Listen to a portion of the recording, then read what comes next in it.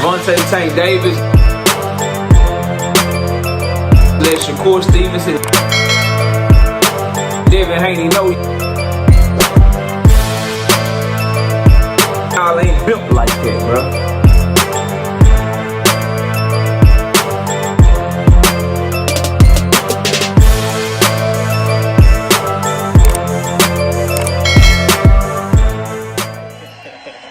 It was just a month ago when we were in Virginia and you took out a real big guy, and I felt like the whole perception of Keyshawn Davis changed that night. Yeah. Do you feel that? Oh yeah, for sure. It's definitely a different narrative about myself.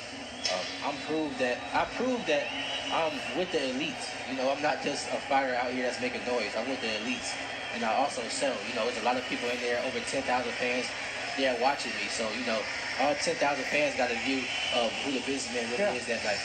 So let's speak about elites. Tank Davis recently scoffed at the idea of facing Shakur Stevenson, but then brought you up. Is that a way of avoiding Shakur or stepping to you? I don't know. I can't really speak on why he said it, but for how I took it, it made me feel like that he more so leaning towards fighting me. You know, he said in his own words, he said that I look good out there. You know, I look great. You look good. And it's undeniable for what the work that I am doing. So I feel like a Davis versus Davis headline, that's pay-per-view by itself. I know that your representative, Ishmael Hinson, has had talks with Al Heyman about this very idea, you and Tank. What can you tell me? What can you update me about that? Yeah, man. Like I said, I feel like this guy actually does want to fight me.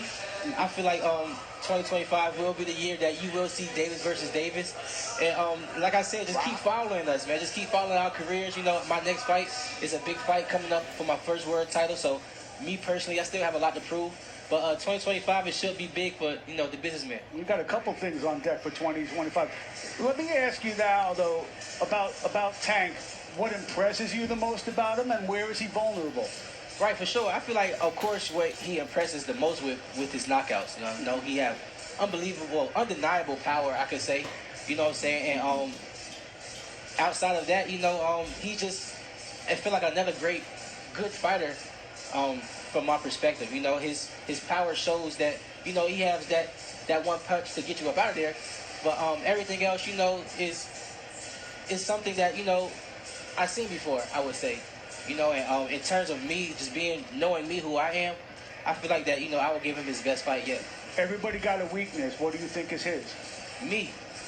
I feel like I'm his weakness. Everything that I do, when I'm coming with, for my press conference, for my wins, my energy, I'm a younger fighter. Your size? My size. I just feel like just me in general, my style, how I fight, I'm his weakness. Okay, well, next stop is supposed to be a title shot with Dennis Berinchik. Where are you with that? Oh, for sure. That's what we're going to do. You know, February is the date, well, the month, I would say, that's going to happen. It's looking like New York. It's looking like Madison Square. So me and Dennis Berinchik, we definitely got to get it on. And prayerfully that I'll come out there with the victory. You think that's February? Yes. I'm looking forward to that. Yes, sir. I think it's February. That gives you a long runway for the rest of the year. You could go prepare for Tank. Assess Berinchik as a fighter, his strengths, his weaknesses. I feel like Berinchik, his strongest attribute is his footwork. I feel like he has great footwork. He consistently always moving, and it's hard as hitting a moving target. You know, I feel like Berinchik has, you know, sneaky power, sneaky strength, but I feel like people underestimate his IQ. I really feel like he goes in there, he thinks about what he's going to do next, and he executes.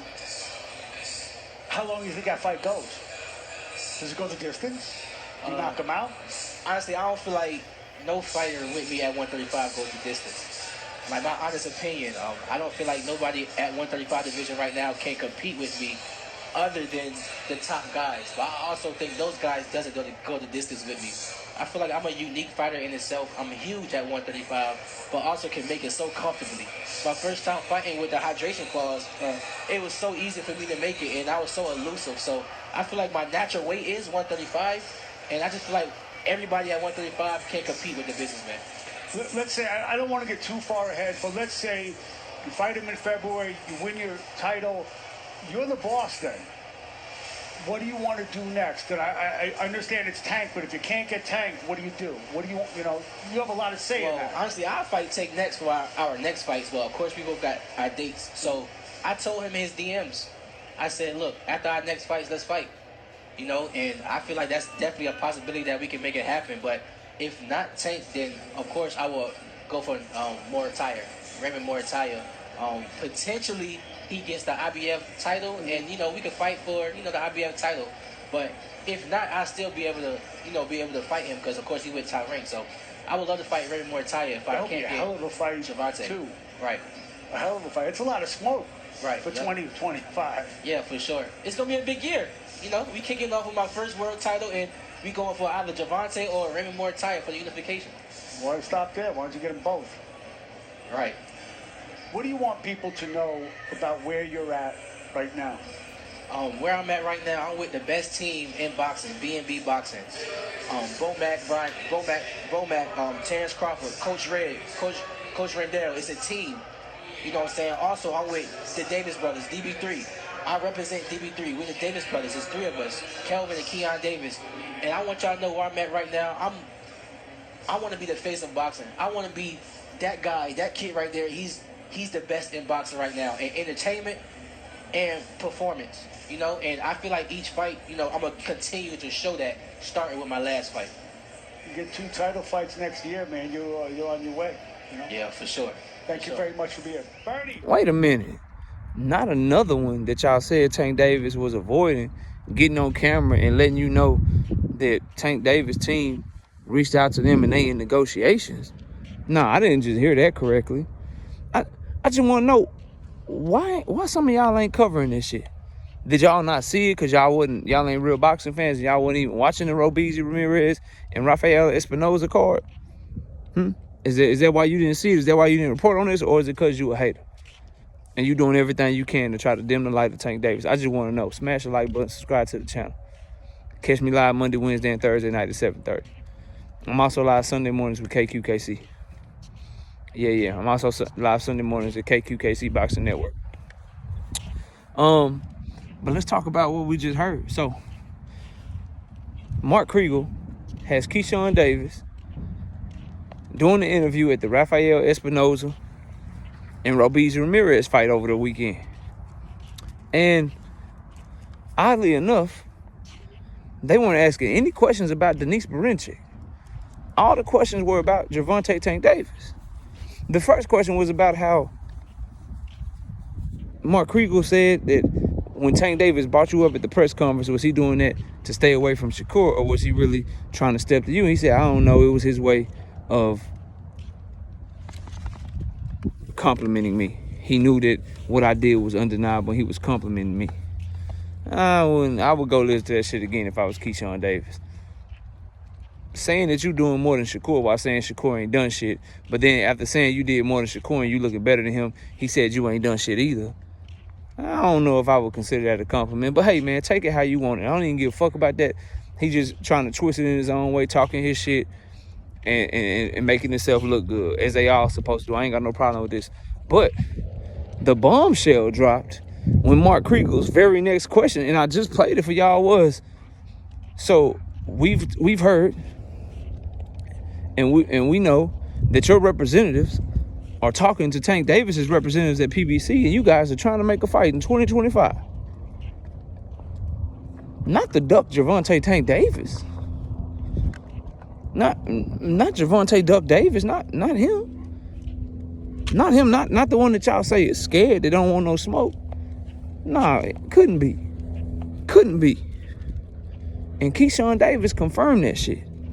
And he said, yeah, I believe he want to fight me. You notice how all of a sudden, since Tank Davis has left Floyd Mayweather, Lomachenko, Shakur Stevenson, Keyshawn Davis, all the big names around his division that is there, they all of a sudden have seemed to change their tune. Oh yeah, he want to fight me. How you know that? It's because PBC back there reaching out to everybody trying to make fights, and niggas is like, nope, let me scatter out. And I just find it funny that everyone dissected Tank Davis's move and how he called out Jake Paul, and y'all want to talk about that. Jake Paul. How did this slip through the radar? I purposefully kept this in the tuck.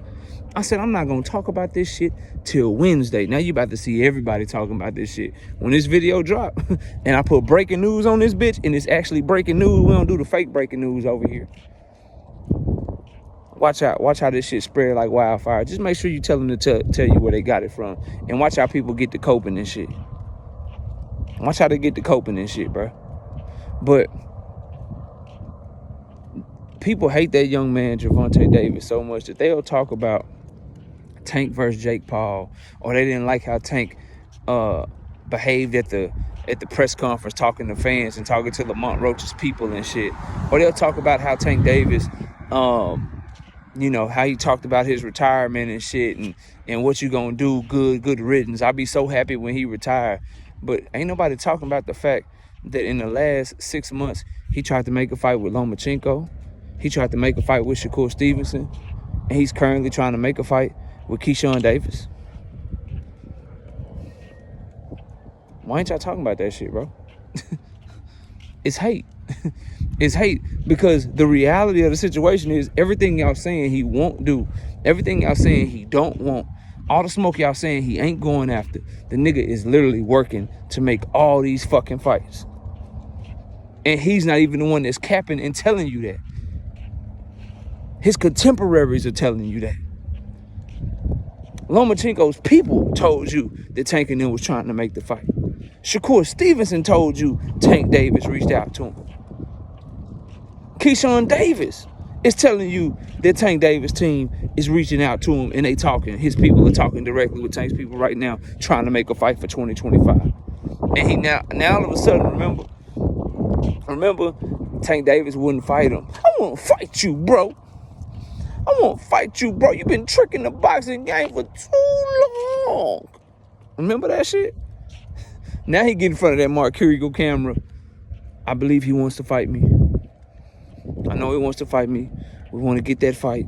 If we can't get that fight, we want to get to the Raymond Muratalla fight. What changed, bro? What changed? What's going on?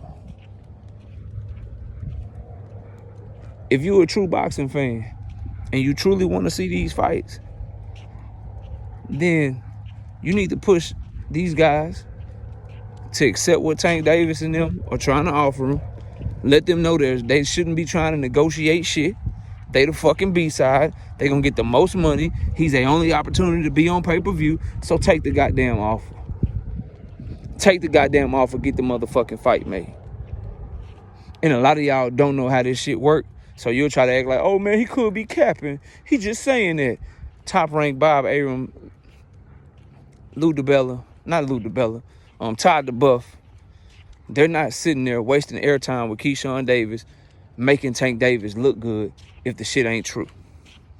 Cause that whole interview made Tank Davis look good, bro. Tank Davis don't need no free promotion from Top Rank. If they bringing up Tank Davis' name and asking them types of questions to Keyshawn Davis, bro, and Keyshawn is admitting that he got his Barinchik fighting, that him and Tank are in conversations to fight next. Come on, bro. Just like they not gonna put Devin Haney and Lomachenko in the ring together for no reason, they not asking questions about Tank Davis to Keyshawn Davis and letting the cat out the bag that they are talking to make a fight in 2025, bro. They not doing that. So miss me with the dumb shit. Oh, they could be lying. It could be cap. Makes no sense. Where would Mark Kriegel get that information from to ask that question? Nobody knew that shit. Nobody, you watching this video, you didn't know that shit. How did Mark Kriegel know that shit? He got it directly from Top Rank. He got it directly from Top Rank. And remember, I told y'all, the takes age like fine wine over here, bro. I told y'all when Loma pulled out of negotiations, when Lomachenko pulled out of negotiations, Top Rank and PBC were negotiating beautifully.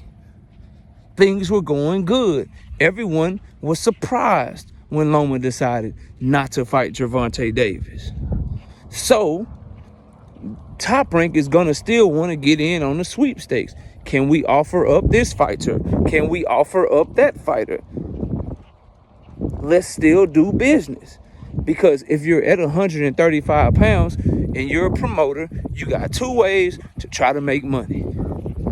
You can try to make money by hoping that Turkey chooses one of your fighters and you get a percentage and you don't have to worry about putting on the event and you lose money. Or you got to fight Gervonta Tank Davis because that's the only way your fighter can get on pay-per-view.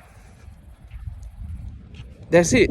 And the Tank Davis money for a promoter is way better. Because if your fighter fights with Turkey, you just get a percentage of his purse.